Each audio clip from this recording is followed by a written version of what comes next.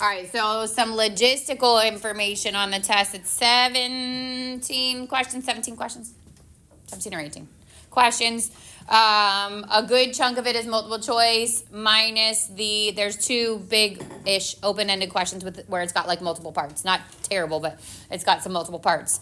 It's no calculator. I just kept it calculator free this whole time. So you'll do non-calc questions. So like no running of a regression and anything that would need the calculator. Okay, everything is non-calculator. Yeah. 17. I can't remember if it's 17 or 18, but around there. I think I did 18. Within there, it's literally 16 multiple choice and 2 open-ended. So the graphing from it covers 3.5 to 3.9, okay? From 3.5 and 3.6, I'll open the review and you'll actually like kind of see stuff like this, but you have to understand the graphing of your sinusoidal functions. You are not graphing by hand for credit. Like there's not going to be any where it just says graph this sinusoidal function because it won't happen on your AP exam. What will happen is it will give you information about a sinusoidal function and you'll have to find the equation, or it'll give you information, or it'll give you the equation and you'd have to be able to identify the amplitude, the period, the frequency, the midline, any of those kinds of things, okay? For both sine and cosine.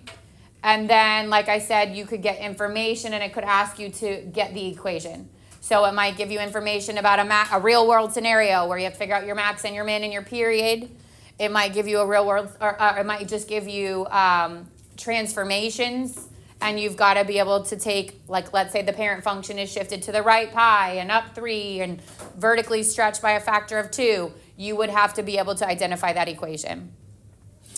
In 3.7, that's where all the real world stuff came from. So if I gave you either information about a real world function, you'd have to be able to identify max, min, period, frequency, midline, amplitude, all that stuff, or actually write the equation. Yeah.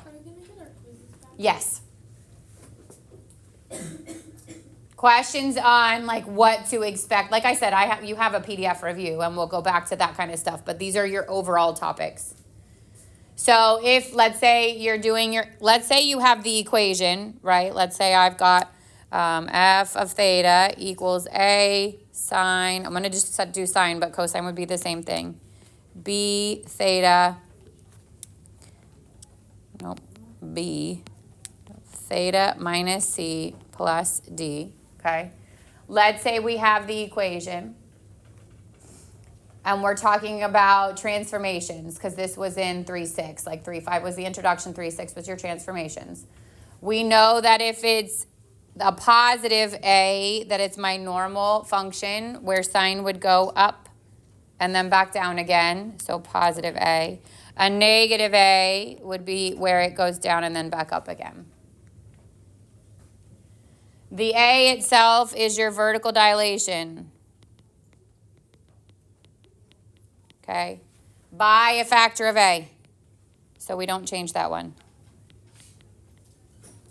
And the absolute value of A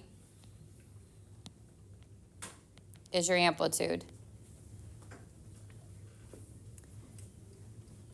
The B, if the B was negative, it's a reflection. Well, let me do negative B. Negative B, reflection over the y-axis. This would be reflection over x-axis.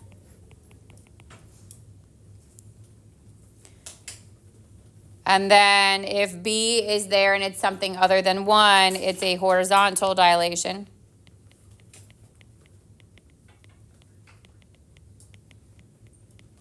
By a factor of 1 over B. And then what else does B tell you? If the A gives you the amplitude, the B gives you the period, okay? 2 pi over B equals the period. And 2 pi over the period equals B. So you literally might get an equation and it might just ask you for the period. It could be sine, cosine, or tangent, but it could ask you just the period, or it could ask you just the frequency.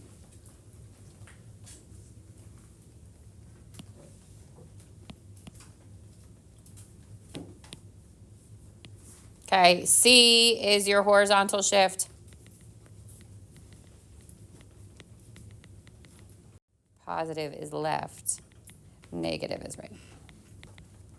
Okay, and then the last thing would be D, and D is your vertical shift. Positive up, negative down, and D is also where your midline is. And it is a Y equals whatever D is. So your midline is an equation. It's a Y equals equation. So if my D was 2, Y equals 2. If my D is negative 2, Y equals negative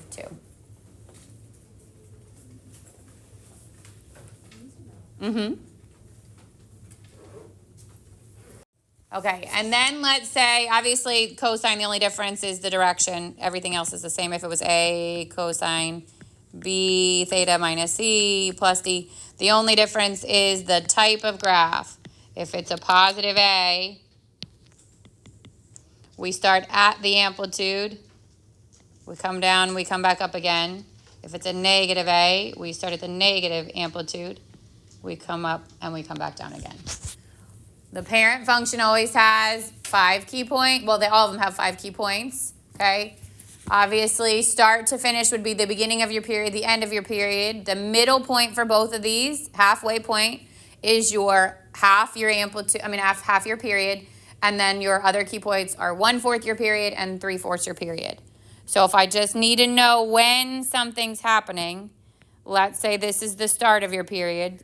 So if it's 0, unless there's a phase shift, the end would be the period. And then it would be 1/4 the period, 1/2 the period, and 3/4 the period. Unless there's a phase shift. If there's a phase shift, we add or subtract whatever it is. So if C is negative, then we shift all these to the right. Well, if the equation says minus whatever, then my C is negative, and I would shift it all to the right. If my equation said plus whatever, then my C is positive, and I shift everything to the left. So if it's asking where, let's say, for example, where the maximum happens on a cosine curve, it's going to be at the beginning or the end, unless it's got the reflection, then it's literally at the halfway mark. If it was asking for the minimum, on the original one, it would be at the halfway point. On the other ones, it's going to happen at the beginning of the end. For a sine curve, let's say it asks for a maximum or a minimum. The sine curve max happens at the quarter point if it's a positive amplitude, a positive A, and it would happen at the 3/4 point if it was a negative A. And then your minimum would happen at the 3/4 point if it's a positive A, and at the quarter point if it's a negative A. So you've got to, that's what I mean by it's not going to say graph this, it's going to say where does this happen? What is this information, in which you have to understand the graph of it to answer, okay? But the actual question is not going to say graph this equation and that's worth all the credit. So it's going to ask you It could ask you any of that stuff. Yeah. Yeah. Is the test going to be all for your response? No. It's going to have some multiple choice? It's mostly a multiple choice. Yeah. The minimum's going to happen at the beginning and the end. So at the initial point and then at the period or with the shift. Okay, let's talk. If it's in real world sinusoidal, how do you find your amplitude and your midline? That's I think the only thing we didn't talk about. If you're given the max and the min, right? Then max minus min over 2 is your amplitude, and max plus min over 2 is your midline, which would be D if you were giving A, B, C, and D. And if you're given an equation, let's say it says f of theta equals 5 sine pi minus, or theta minus pi plus 10, for example, okay? Then to find the maximum, you add A and D. I add my amplitude and my vertical shift, which in this case would be 15. And to find the minimum, we do D minus A. So it'd be 10 minus 5, which is 5. So those kinds of tricks, like if you don't remember those, then you have to like basically kind of draw it out and figure it out.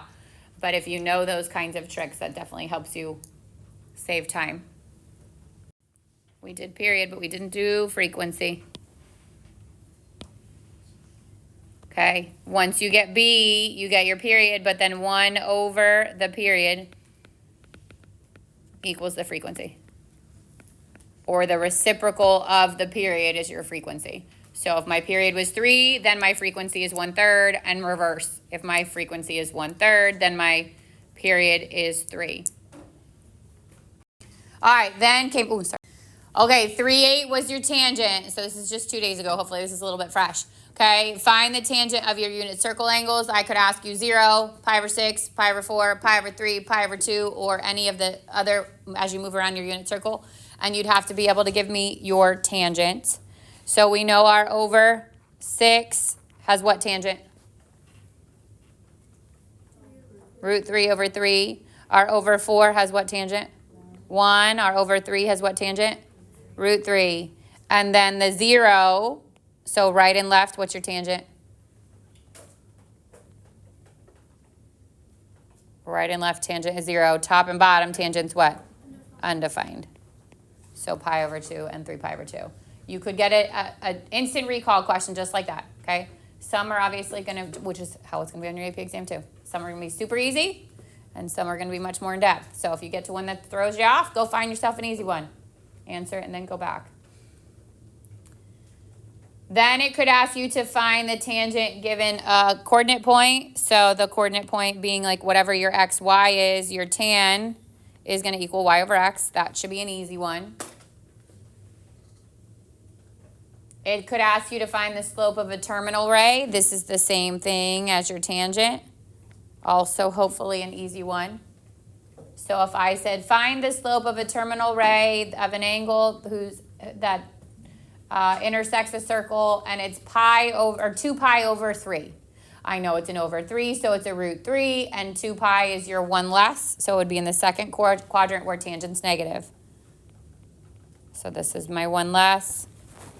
This is my 1 more.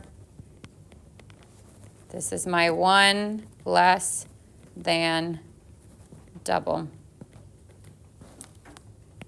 And all students take calculus tells us that tangent is positive in quadrant 1 and quadrant 3, and it would be negative in quadrant 2 and quadrant 4.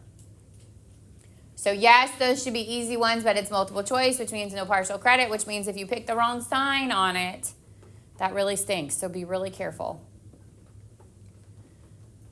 And then we got into the graphs of tangent. So again, it won't just ask you straight up, give me the graph of tangent. Like the review is going to have you practice it so you know how to do it, because it could ask you the period, which is pi over b for tangent, not 2 pi, it's pi over b. And to find your asymptotes, we take our bx minus c, and we set it, or bx plus c, and we set it equal to pi over 2. And then whatever we get to that, we add the period times k. Is the pi over 2 and it would change? No, never. To find your first asymptote, you never change it. Because your initial asymptote, one of the initial asymptotes on the parent function of tangent is at pi over 2, right? It's undefined at the top, which would be pi over 2. And so by adding or subtracting c, we are shifting it with the phase shift. And then by dividing by b, we are multiplying it by a factor of 1 over b, so we are changing the horizontal stretch or shrink.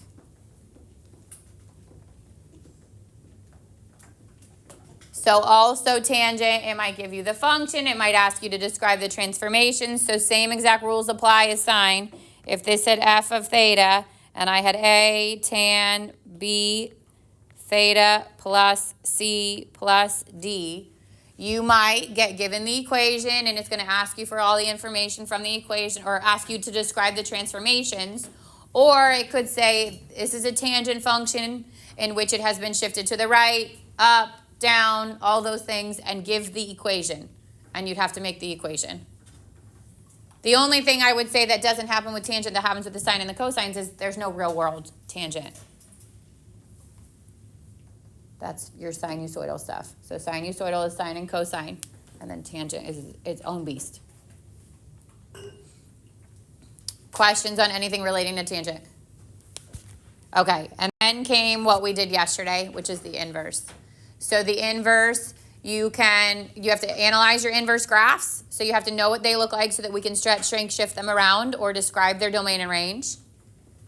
You'd have to be able to find an inverse from an equation. And you'd have to be able to find cosine -1 or arc cosine, sine -1 or arc sine, tan -1 or arc tan using your unit circle angles with the restriction. I'm going to let you write this out, but give yourself some space because we're going to add to it. Okay, so let's talk about the inverse of your graphs and the domain and the range, and then obviously your transformations. So remember that our sine curve is restricted from negative pi over 2 to pi over 2, which means our graph, on our sine -1 graphs, we go from -1 to +1, and our y-axis is our angles, negative pi over 2 to positive pi over 2. And for sine, we cross through the 0 because we want both positives and negatives.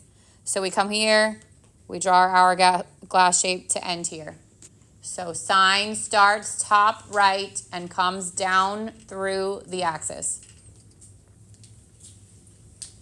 So then the question is, can you shift those? Can you identify something that is 2 sine -1? Can you identify something that is sine -1 plus 2? Can you identify something that is sine -1 inside the parentheses, theta plus 2? And we're talking about your shifts, okay? So you won't be doing it from hand, but you will have to identify it from a graph. From multiple choice.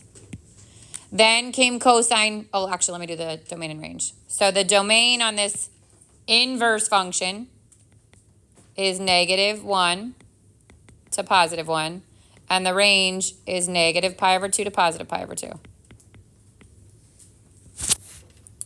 Because it is the reverse on our sine function.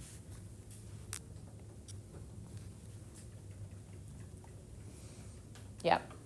When you're finding a negative, how does it affect the range and domain again? What do you mean if you're finding the negative? Negative in front of. So if I put a negative in front of sine, it's a reflection over the x, so it flips it upside down, so it changes my y's. It'd be like multiplying the range by a negative number. So it really just switches it in this case. So you don't flip the range entirely, like you don't flip the two numbers? You would have to. So you'd multiply by a negative. It ends up being the same thing. Because think about this. If I flip it upside down, my range is going to stay the same. Yeah. But if I shift it and flip it, now you're talking about two different things. Okay.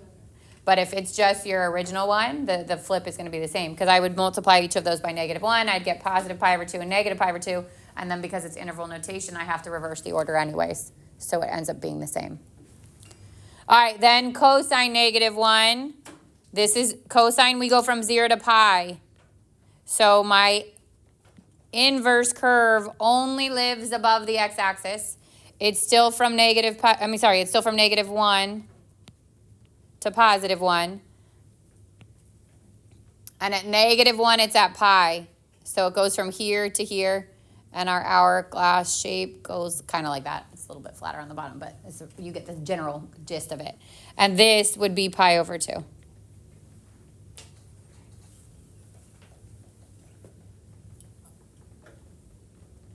So again, could you stretch, shrink, shift, flip, those kinds of things about cosine -1? Your domain is the same, -1 to 1, but your range changes 0 to pi.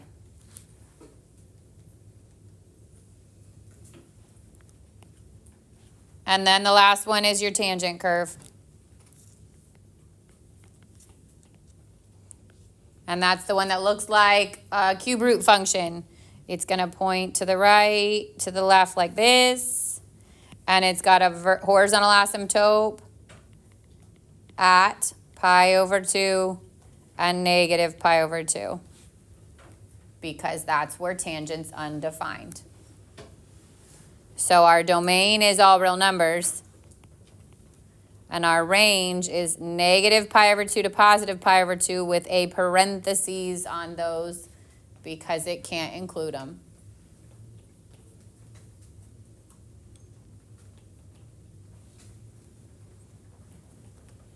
So most likely with a tangent, you'd see a vertical shift. You're not really going to see it. Maybe a horizontal shift, but you won't really see much.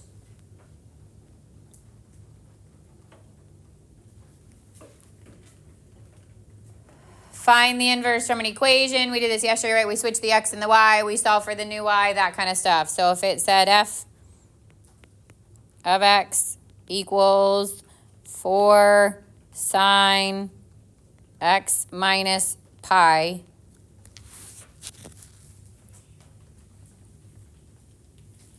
then to find the inverse, we switch. This becomes y. This, we switch the x and the y.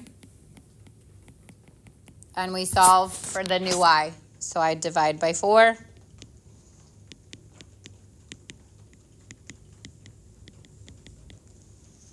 To get rid of sine, I've got a sine negative 1 both sides.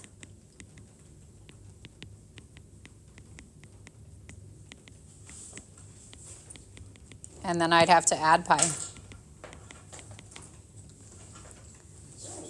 And we change the sign, so it'll be f negative 1 equals sine negative 1 x over 4 plus pi. Yeah.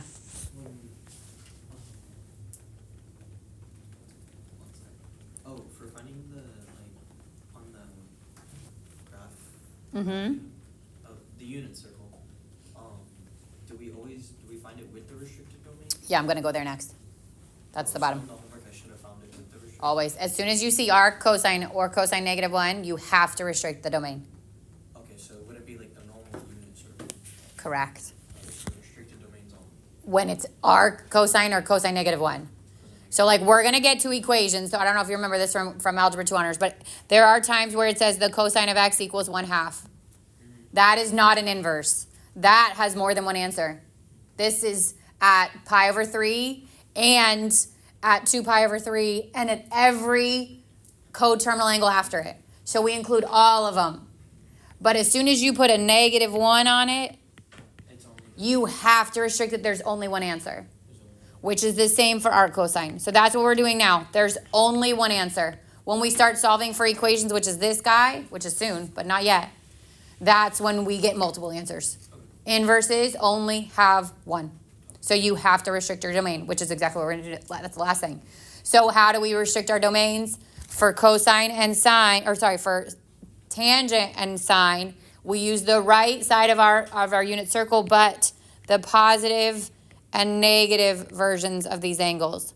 So pi over 6, pi over 4, pi over 3, pi over 2, 0 in the middle. And then negative pi over 6, negative pi over 4, negative pi over 3, negative pi over 2. Those are the angles you're going to use for sine and for tangent.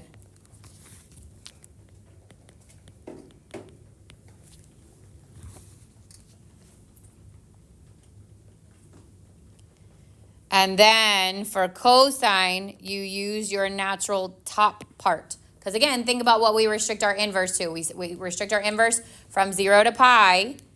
So we're going to go 2 pi over 3, 3 pi over 4, 5 pi over 6, and pi. And that is what we use for cosine.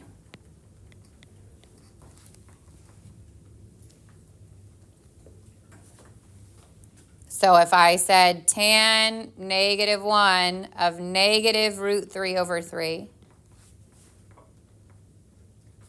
we know it's an over 6 because it's root 3 over 3.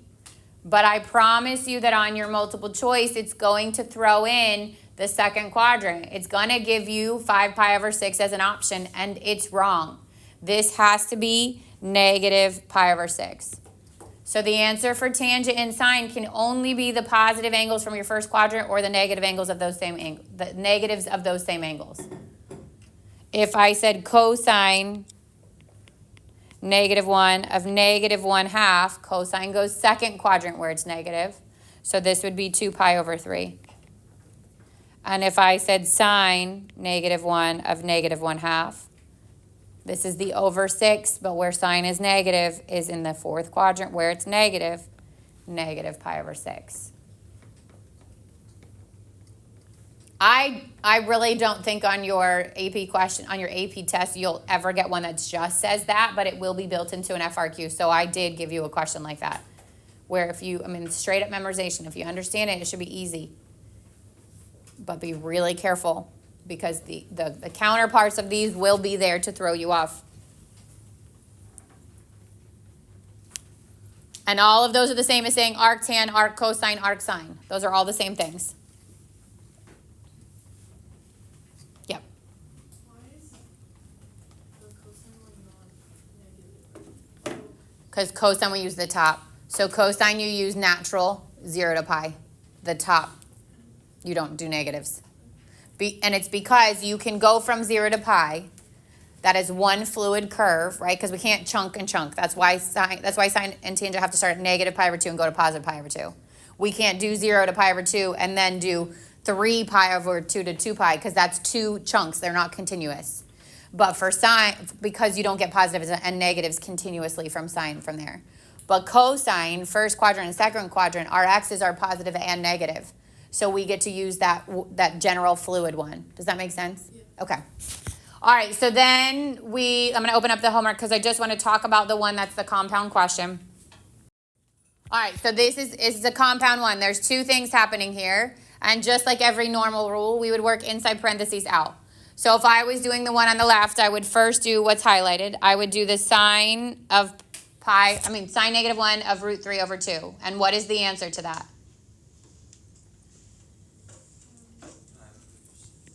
Pi over? Nope, 3. Pi over 3. Okay, that's pi over 3. And then I want to find the cosine at pi over 3. And that answer is a half. That's all this is a compound one. Okay? So on the right-hand side, if I said sine -1 of -1/2, where is sine -1/2?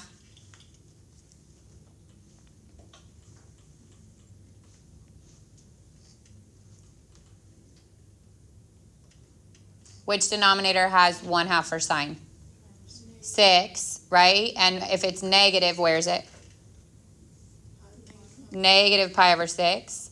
And then you're finding, well, this said 2 cosine. So then I'd find the cosine at negative pi over 6. What would the cosine be at negative pi over 6? Square root 3 over 2. And then multiply it by 2. And this answer is just root 3. So that can happen on the AP exam. Maybe I'll put it on the next test, but not on Monday. Okay, so you do have to understand how to do the compound ones. I did put it on your review so you can practice a couple, but I did not put it on your test because we didn't talk about it yesterday.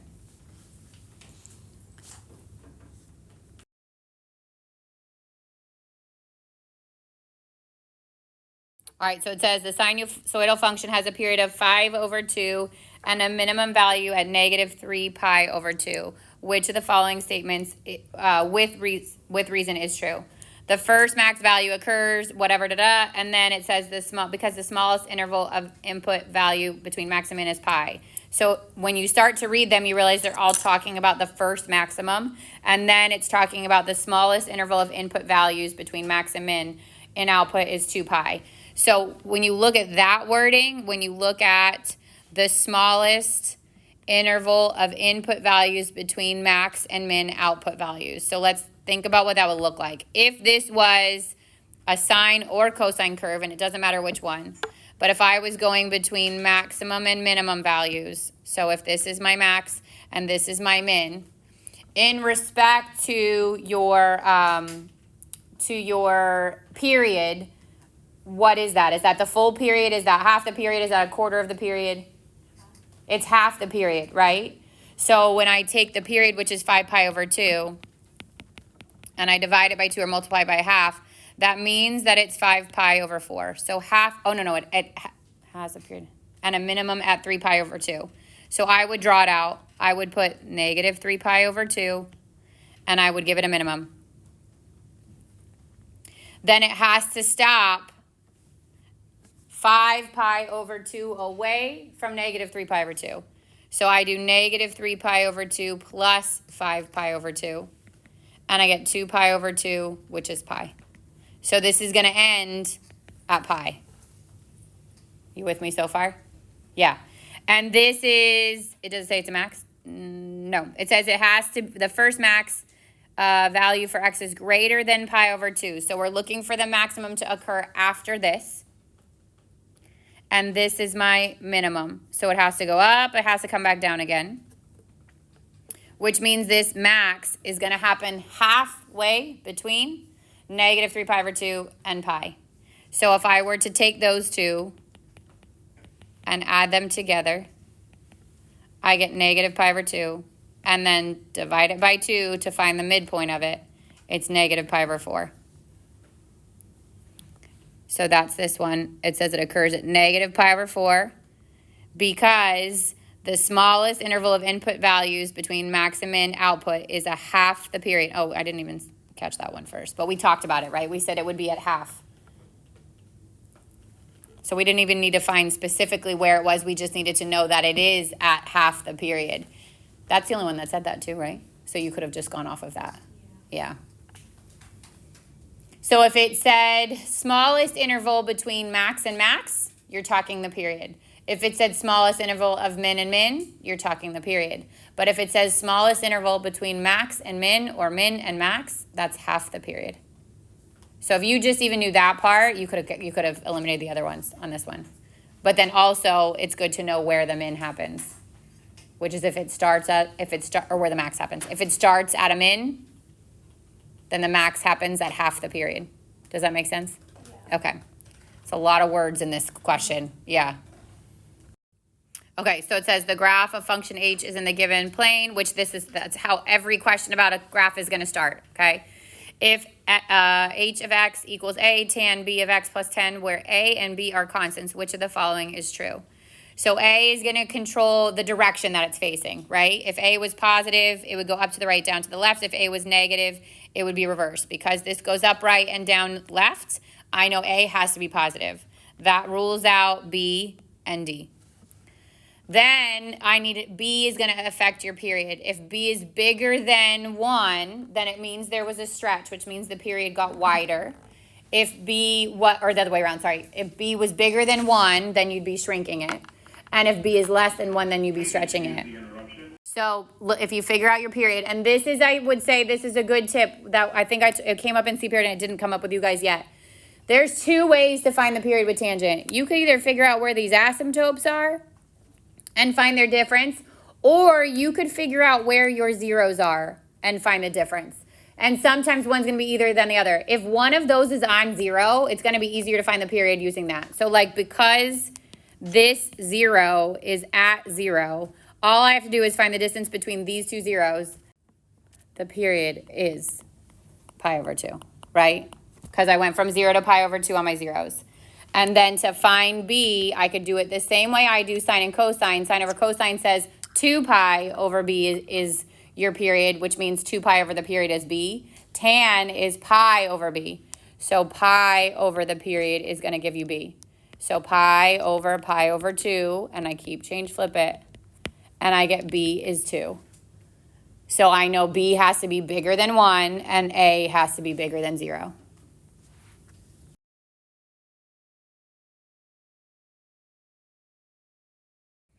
It says the graph is provided what's the length of the largest interval of input values on f in which an inverse function can be constructed.